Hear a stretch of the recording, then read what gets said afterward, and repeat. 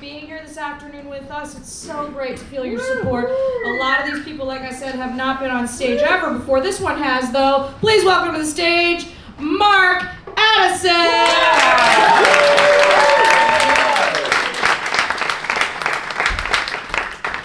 What's up? Yes, I am the young pretty one. Hey. So how y'all doing? Do y'all know how fucking expensive it is to be a gay stand-up comic? I mean, between the jock straps, the cock rings, and the high colonics, whoo, it can get up there quick. And I don't know, Shannon said that he named his dick. I've actually named mine too. I call him Helen, because he's hell in bed. Yeah, well, and I tell you what, this world we're living in today is really blowing up, isn't it? I mean, you got Lindsey Graham blowing bubbles on his pink princess wand at Disney World. You got Kristi Noem's husband blowing up his titties. And you got me blowing up this vein trying to mainline heroin last night to be able to survive it all. And let's talk about Kristi Noem's husband for a second, shall we? Now, I know that if you have real titties, you're not responsible for which way your nipples look. But if you're blowing up your own titties and paying for them, you should be able to have nipples going the same direction. I mean, his nipples look like Kash Patel's eyes.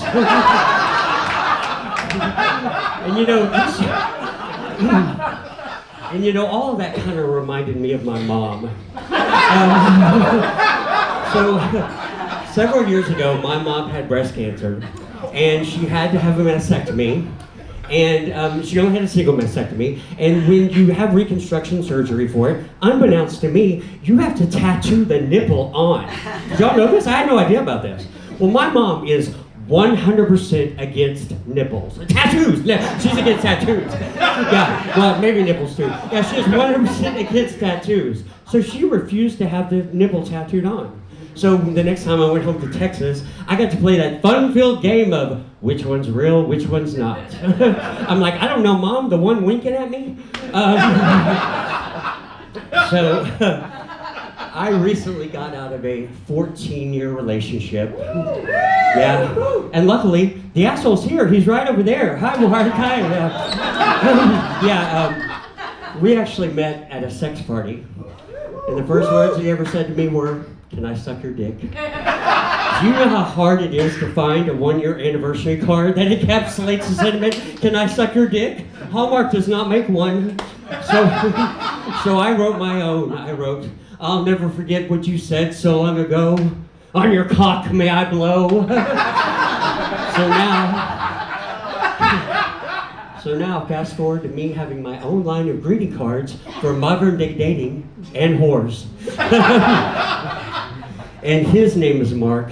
Obviously, my name is Mark. How narcissistic is it to date someone with your same name? Because sometimes when you be doing it, I'd be like, "Wow, Mark, you're amazing tonight." And I wouldn't know he's talking to him.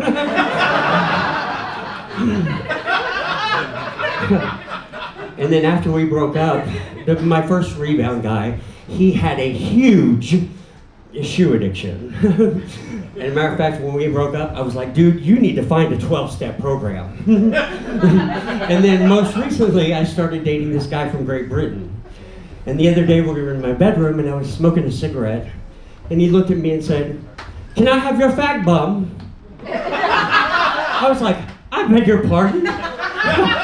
So I just shrugged my shoulders, pulled my pants down, and let him put his lips on my Newport. Okay, it was new to him. It may have not been new to other people. Shut up.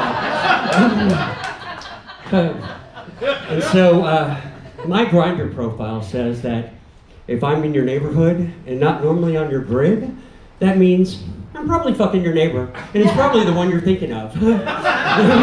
So the other day, this guy hit me up and said, "Are you fucking my neighbor? And is it the one I'm thinking of?" And I went, "I don't know. Does your dad live in your neighborhood?" And he goes, "My dad is dead. Are you fucking my dead dad?" And I said, "Well, nice alliteration." And I said, "Well, I was, until he ghosted me." I know, I get it, it's a bad one, yeah. Well then, he came back with, "Ha." I said, "Sir, this is never gonna work." I said, "Because I am into aggressive bottoms, some light BDSM, and puns." And what you should have said after my ghosted comment was, "Boo!" So I came up with the stupidest joke yesterday that has been cracking me up all day long. And if y'all don't laugh, I'll just go home laughing and masturbating on my own. So, what did Batman say to Robin before they got in the car? Hey Robin, get in the car. Hey Robin, get in the car. This is the stupidest joke ever. So what do you call a fat computer? Adele. But then she went and lost all that weight, and I was like, well, I guess she finally bought an apple. This is the last joke I'll leave with you tonight.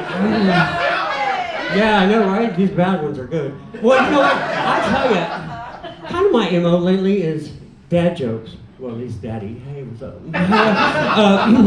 So this is the last one I'll leave you with. That oh shit, what do I want to do? Yeah. So have y'all seen that Charmin toilet paper commercial? You know, the one with the cartoon bears? Well, I guess that answers that age-old question. Does a bear shit in the woods? No. Evidently, it shits in the bathroom and uses Charmin toilet paper. And so for a while there, their tagline was Charmin for a bare bottom. So anytime I go fuck a chubby hairy guy, I take a 4-pack of Charmin because it's Charmin for a bare bottom. Now, if y'all don't get that joke, you need to get some more gay friends. Take care of it, Mark Addison.